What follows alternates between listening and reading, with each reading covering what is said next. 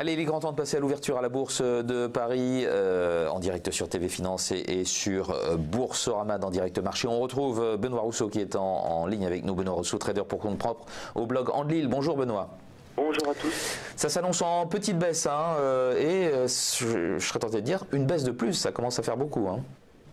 Bah écoutez, oui, ça commence. Hein. Là, on est vraiment dans l'adage boursier. Alors là, on ressort, hein, c'est l'adage boursier classique. La réforme de Trump est totalement passée. Donc on a eu une séance... C'est un adage, ça. Ça va devenir un proverbe, peut-être. Allez, je vous l'ai dit.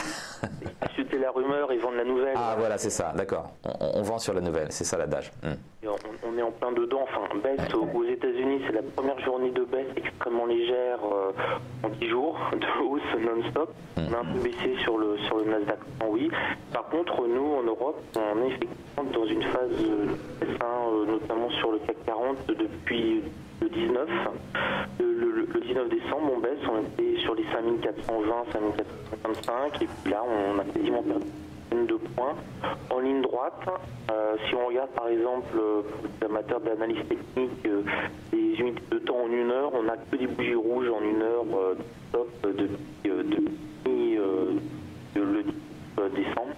Donc c'est quand même un signe qu'effectivement on vend pas mal en Europe. On a aussi le DAX hauteur qui est assez vendu. On se rapproche des 13 000 points sur le DAX alors qu'on avait frôlé les 300 il y a encore 30 ans. Donc on est comme ça en Europe, on vend, on en parlait quand même qu'on avait un marché européen qui est un peu moribond, si j'ose dire. Ah, carrément. Donc voilà, on retrouve un peu les bonnes habitudes. Quand les Américains baissent très légèrement, on se prend une petite plaque, donc on croise bien entendu les doigts pour que les marchés américains nous ouvrent pas un jour sur un moins 1% ou moins 2%. Ouais. Sur les futurs, là on sera à moins 4,5%.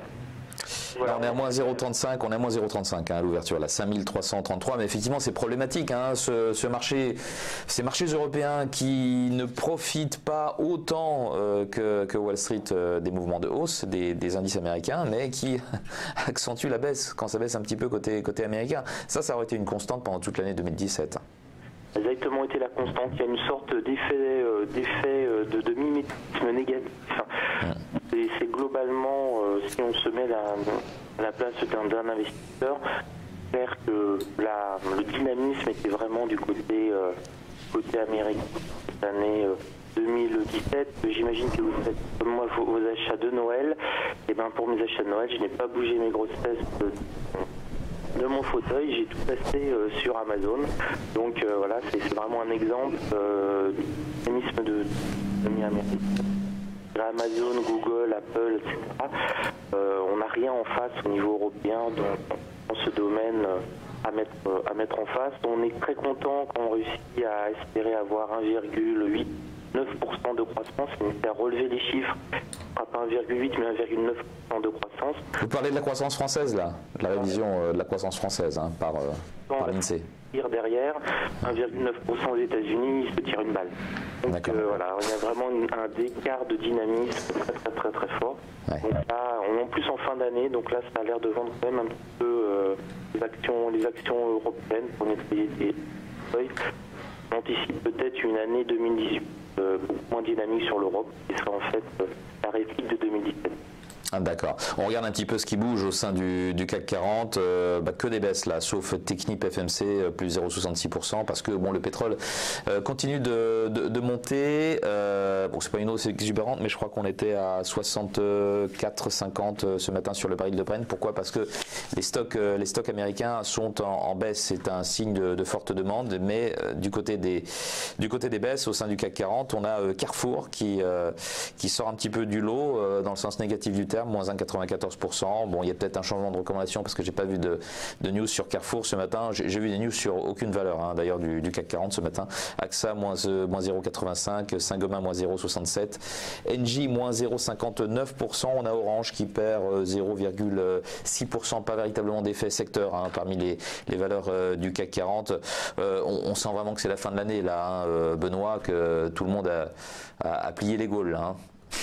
Alors il reste encore 48 heures. Hein, oui, mais bon, qu'est-ce qu'on va avoir? On va avoir, on n'aura pas le vote, semble-t-il, le vote, la signature de la loi fiscale américaine par Trump. Hein. J'ai lu quelque part que ça allait être le 3 janvier. Ça devait être avant Noël. Ce sera plutôt au début de l'année prochaine.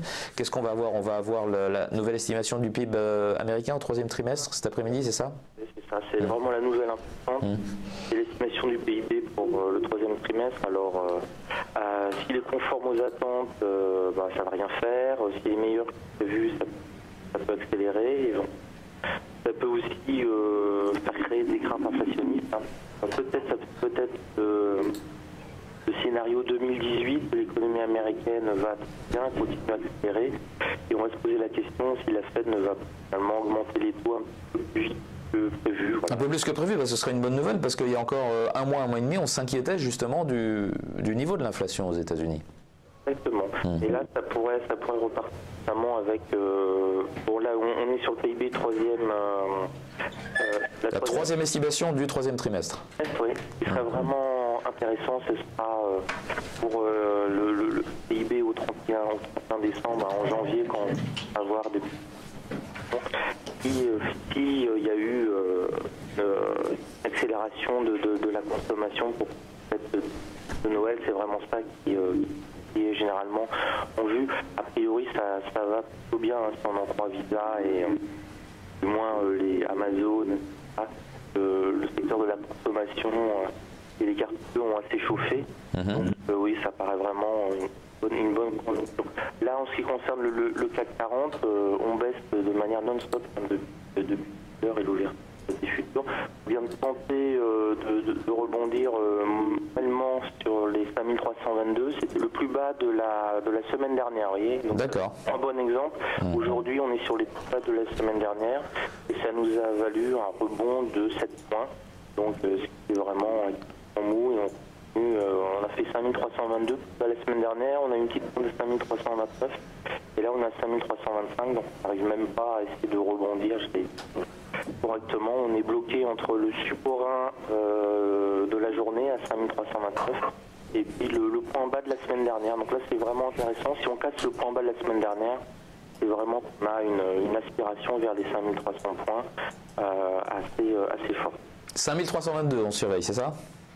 Oui, c'est ça. D'accord. Plus bas la semaine dernière. Ok, en attendant, moins 0,48%, 5327 pour le CAC 40 et parmi les valeurs qui bougent au sein du CAC, on a toujours un petit peu la même chose que tout à l'heure, c'est-à-dire Technip, seule hausse notable du fait que les prix du pétrole continuent de progresser, plus 0,82%, autrement ce sont des valeurs vraiment inchangées et du côté des baisses, surtout Carrefour qui abandonne un 36% qui perd un petit peu moins que tout à l'heure, on perdait pratiquement 2% tout à l'heure, suivi d'AXA, moins 1% ou encore de Capgemini, moins 1 et Crédit Agricole, moins 1 également. Merci beaucoup Benoît Rousseau d'avoir été avec nous ce matin pour vivre cette ouverture à la Bourse de Paris. Très bonne journée.